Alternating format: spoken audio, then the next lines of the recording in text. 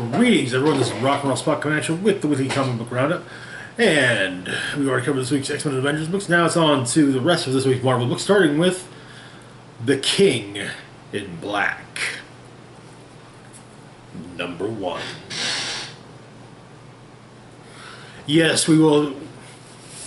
Yet another event, and that you know what that means for the roundup. That means we will be getting the beginnings of, generally speaking, or we'll see the we'll just see what the placement is on for other X books or for other books.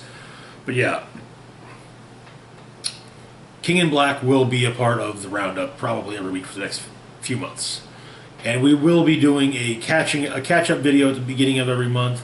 The first catch-up video will cover last month's will include last month's Symbiote Spider-Man King in Black #1, as well as this week's Symbiote Spider-Man King in Black #2. So, the King in Black. The Venom series has been building up to this for a little while. Null is the eponymous King in Black, God of the Symbiotes, and yeah, he's our big bad. So the issue begins. Eddie Brock standing on the edge of a mountain, or not a mountain, a building. He can feel that Null is on his way, so he calls Cap, lets him know, calls Captain America, and says, "Hey, it's time. Be ready."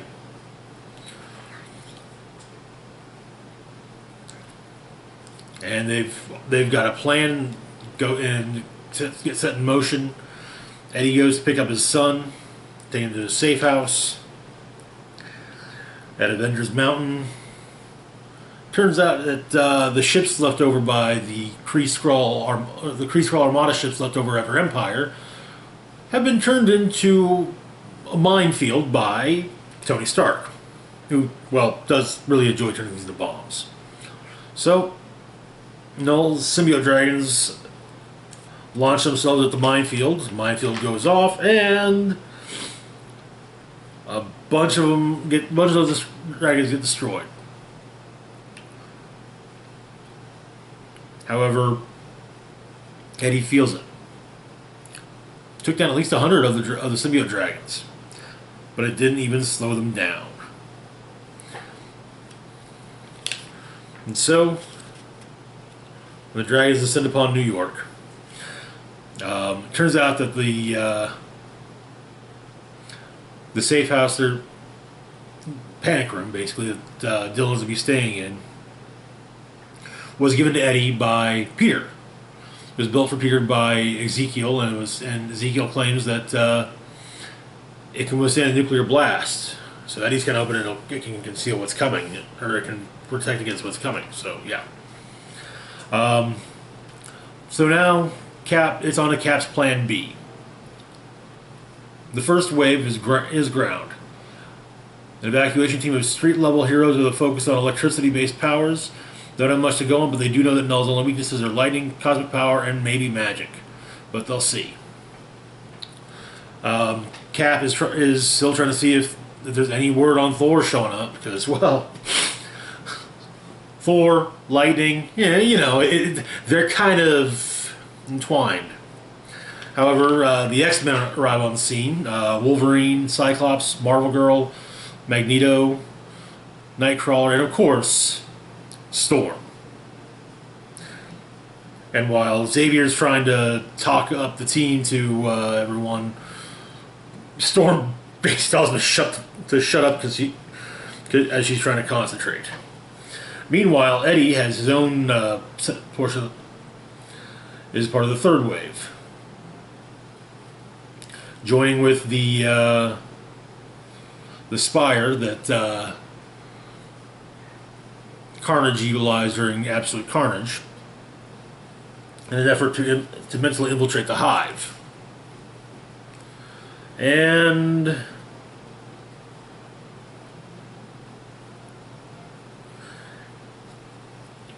he realizes it's more than just the dragons and Null. Turns out that the first enemies Null ever had were the Celestials. Well, On his way to Earth, turns out Null even the score.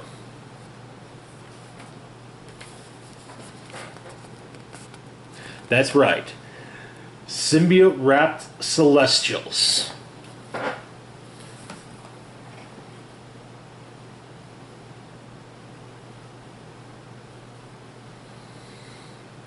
And so it turns out Null is using one of the Celestials as his means to arrive. He introduces himself, explains he's looking for a human named Brock. If Brock is brought to him, then, he'll make this as painless as he can.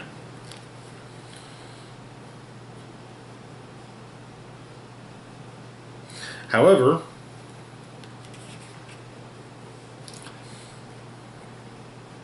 there's another card. There's another card up the sleeve of the heroes. The Sentry flies down, smashing through one of the Celestials, grabs Null, flies up into space. However, the Sentry explains that he has a memory or Null explains he has a memory of the Sentry. He killed Carnage. And so, Null introduces himself as he rips the Sentry in half, just as the Sentry did to Carnage, releasing the Void. Null states that he is Null, Lord of the Abyss, God of the Symbiotes. The darkness inside of the Sentry, the darkness bows to him. He is the Void. And the symbiotes that have been thought to have basically dripped to Earth, and Null uses his own control over everything to cover the planet in a symbiote dome.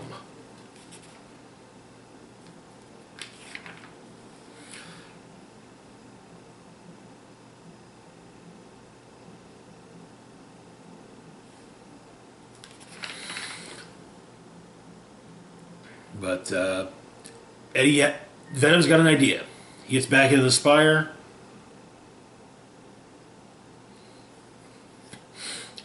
Links to Null. Basically, hey, come get me. You're looking for Brock? I'm Brock. But it turns out Eddie's not the Brock that Null was looking for, but rather Dylan.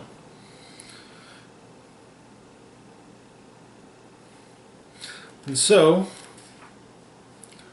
to be perfectly honest, Null has no use for Eddie. And so he rips the Venom symbiote off of Eddie. Must have been a Wednesday. Explaining Null explains he'll take his child from Eddie and then take Eddie's child from him as well. And he then drops Eddie. And that is where the issue ends. Now, we also get a timeline and some of the dramatis personae when it comes to Null's forces. The timeline goes from pre-creation to 2 weeks ago.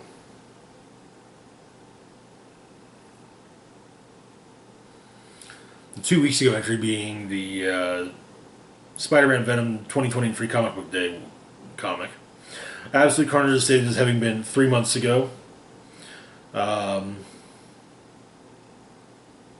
Wraith's death was a month ago.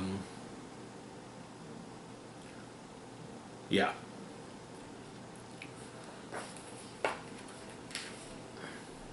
And that is King in Black #1. And of course, what is a comic book event without tie-ins? And so we've got The Union #1. Now, funny thing, if I remember correctly, The Union was actually supposed to start up back during Empire, and would focus on on the British heroes facing off against the Kotati menace alongside the Kree and Skrull. So we begin with a fight between Britannia and her nemesis, Doc Croc. It's an old cartoon. 10 Downing Street then makes an announcement. Basically, a new show of sorts. Britain's got new heroes. Britannia, Snakes, The Choir, Kelpie. At bringing down fort off the west coast of England, however, Union Jack and another soldier are playing the flag game. The basic idea is you're given a flag, told you to go plant in a certain location. The other team has to stop you playing in that location.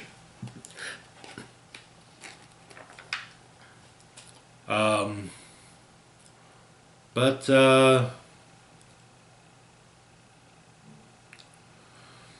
the soldier working with Union Jack steps in a puddle only to realize it was created by Kelpie, who promptly encases him in water until Union Jack tells her to let him go, since he's drowning. Or rather, Kelpie is told to let him go. I think by Choir, actually.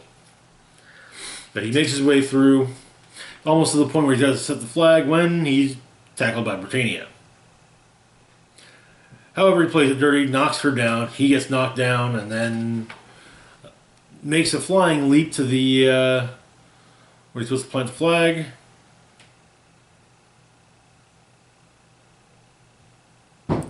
However, Britannia's got the flag, which she notices is the flag for a tech conglomerate. Darwin Tech. So, Union Jack is being interviewed later while Britannia lays into Steve Darwin of Darwin Tech. Some of the British soldiers that talk to the other members of the Union.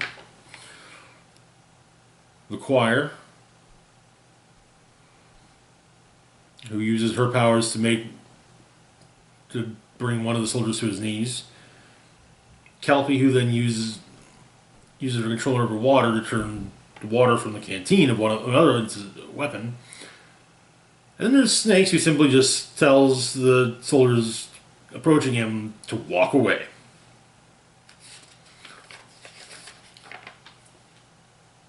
Steve Darwin goes in for a selfie with Union Jack. However, after the selfie's been taken, Union Jack looks up and sees something in the sky. It appears to be a dragon? And so, Britannia promptly goes after the dragon, cuts its head off, only to be impaled by the dragon's tail as she does so. The dragon and Britannia both fall to the ground. The soldiers poke at the dragon, kick at it. It's obviously dead. But there is, of course, some inky blackness on the ground now, and, well, Britannia dies in Union Jack's arms, and the soldiers are now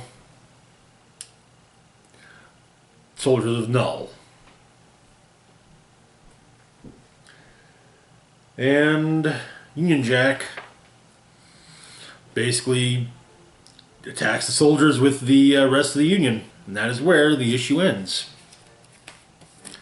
Which brings us to a friendlier corner of the Marvel Universe. Sort of. Kind of. It's weird. With Miles Morales Spider-Man number 21. Where we left off, the original Miles Morales in verse 616 had kicked off the Night of the Goblinoids. He had created a drug that basically would eventually, basically at the flick of a switch, would turn everyone into a mindless version of the Ultimate Green Goblin that were under his control. And he did just that.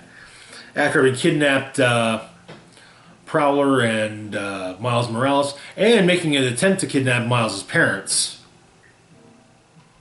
But Miles got himself some backup in the form of Starling, Bombshell, Captain America, and his own father.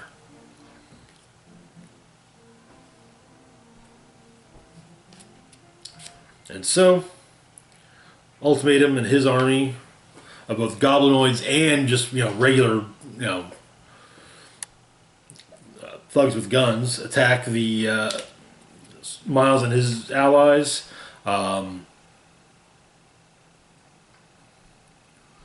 Cap makes kind of says, "Hey, this guy's not used to fighting at giant size. He seems a little unsure on his right foot, in fact." So Miles uses that to his advantage, but Ultimatum shrinks and runs off. Eventually, Bombshell and Starling and Prowler manage to take down the Goblinoids, though also Prowler goes up against Green Goblin himself. But yeah, turns out Ultimatum's got a shrunk down version of the machine he was going to use to send Prowler and Miles back to the Ultimate Universe.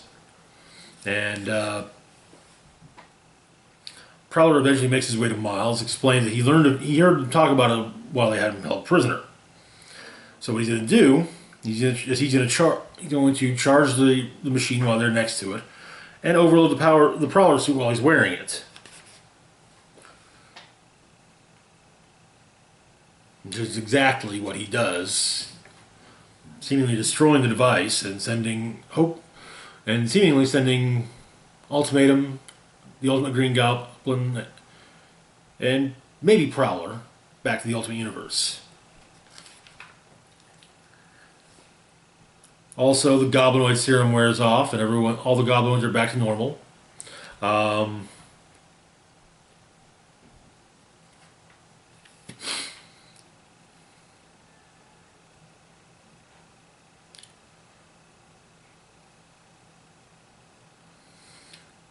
Cap tries to give Miles' dad and his dad some comforting words.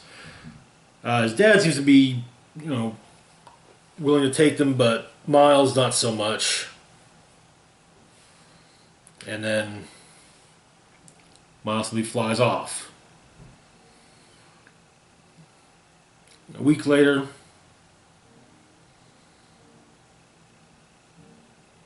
while holding his sister, Miles lets it out and family hug. And then later that night, he goes to Prospect Park where the battle happened, and but it was as a way of talking to his uncle, explaining he misses his uncle and it's his fault that he's gone, and he's not sure he can keep doing this without his Uncle Aaron there. And that is where the issue ends. Which brings us to Champions number 3. Also featuring Miles Morales, among others.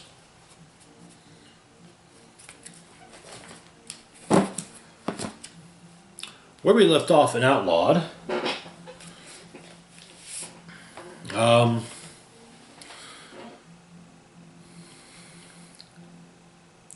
Ironheart, Miss Marvel, Nova, and Miles Morales were on the run together. Ironheart just joined them because, well, oops. They did kind of lead Cradle right to her house. However, some of the teen heroes were captured early on. So we begin with a statement from Bombshell apologizing for everything she's done for all the damage she's caused as a hero. Cradle agent and former New Warrior Silhouette argue the point. With Silhouette explaining this is the same old superhero registration law and they know it.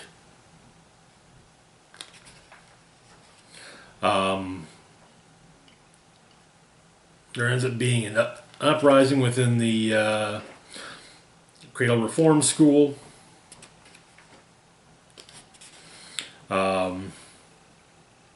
But it is, of course, promptly stopped. Viv Vision in disguise gets off of a bus in Kansas. Kind of taking a Wizard of Oz inspired journey. She helps she comes upon an old lady whose power was knocked out in the storm, and since it also took out the phone, so she can't call the utility company. So Viv goes and fixes everything. Is invited in for some food.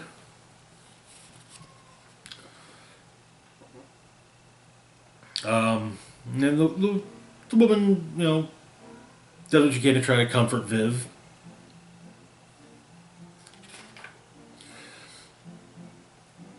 And we find out that Miles, Ironheart, Nova, and Miss Marvel are basically constantly on the run.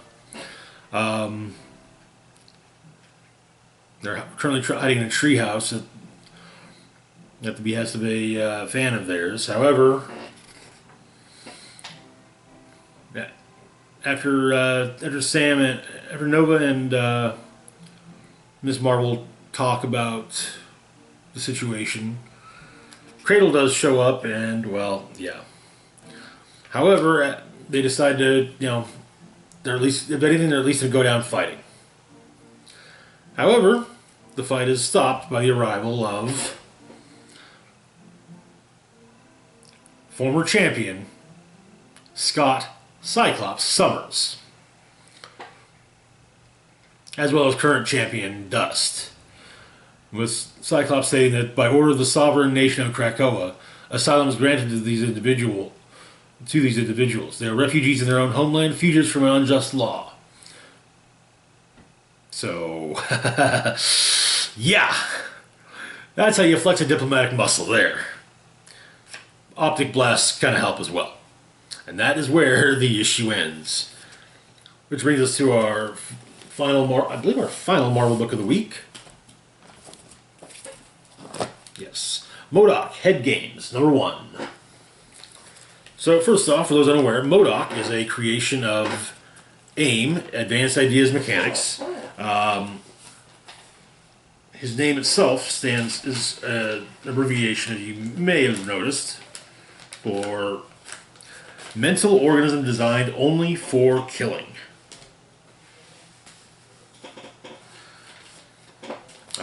Over the years, MODOK has been a leader, has enjoyed over the years, for the most part, a leadership role of sorts within AIM. He is technically an AIM experiment. Basically, George Tarleton was an AIM agent who was volunteered, shall we say, for an evolution experiment, and got evolved into, well, that.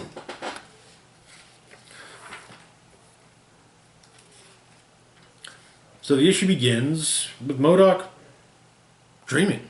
However, MODOK doesn't dream. If he wants something, he takes it. If someone gets in his way, he breaks them. When he was George Tarleton, he dreamt.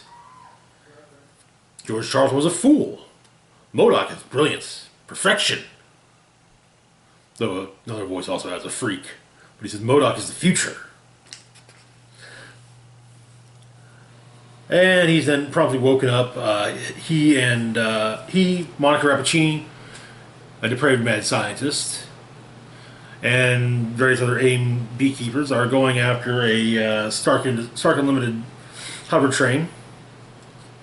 And MODOK, being distracted, kind of put a bit of a hurt on things, really. However, War Machine was also on the train, and so they abort. Monica puts the blame back at AIM Mountain, the current headquarters of Advanced Idea Mechanics. Dr. Rappaccini promptly places the blame for the failure of the mission on MODOK, who then explains that in the time that Dr. Rappaccini was lamenting what happened, he used his computer brain to hack into 2,000 separate Baintronic laptops around the world, causing each one of them to overheat and explode on their own users' laps. Then rewrote the algorithms to popular social media sites, pushing the story to the top of every news feed, causing Bain's stock to instantly crash. simultaneously created shell companies to buy thousands of shares of Bain's competitor, Serval Computers, which, due to their speculation, tripled their stock price, allowing MODOK to flip them, earning the exact amount lost during the heist with 12% interest. Also of note, Taskmaster's there, because of course he is. Taskmaster is a common fixture at AIM. They pay. As MODOK leaves, however, because no one else really has a rebuttal, one of the AIM scientists rushes out, explaining that his mom uses a Bainbook Pro. And so MODOK's trying to figure out what the hell with these dreams he's having. Dreams of a family? That's not how things are supposed to be. But it turns out that Monica Rappaccini is also viewing this. And so later on, she and one of the other AIM scientists explain that AIM's board has already voted, and a malfunctioning MODOK is too much of a liability. So MODOK is being decommissioned for storage with the rest of the broken toys. He attacks the AIM troops, showing that he's quite capable of doing what it is he was designed to do. Yes, I mean kill. He gets hit in the face with some EMP gel, and a grav disc gets stuck on his head, and he falls through the floor directly into the armory. In the armory, he explains to himself that to fund AIM, they find and they build and develop weapons for black market sales. Other times they steal and reverse engineer them. And so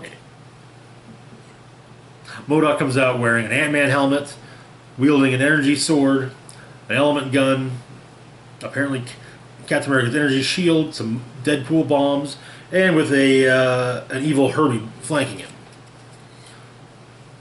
He also had a banner booster, but that got loose, and Dr. Rappaccini grabbed it and injected herself with it, causing her arm to hulk out. He's also got Claw's sonic gun. He's got looks like some retractable adamantium claws, and web shooters, and a goblin glider. But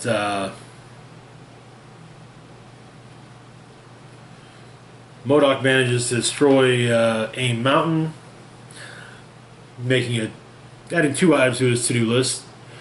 Invent explosive resistant polymer to reinforce AIM Mountain walls with, and violently murder all hostile co-workers and restore himself to controlling power at AIM. However, he then goes to someone to ask for help. Tony Stark, explaining that his superior computer brain might be broken. And that is where the issue ends. And that's it for this video. As always, feel free to like, share, and subscribe. Links to my Facebook, Twitter, Patreon, and PayPal can be found in the description box down below. This is Rock and Roll Spock signing off, saying live long and rock hard.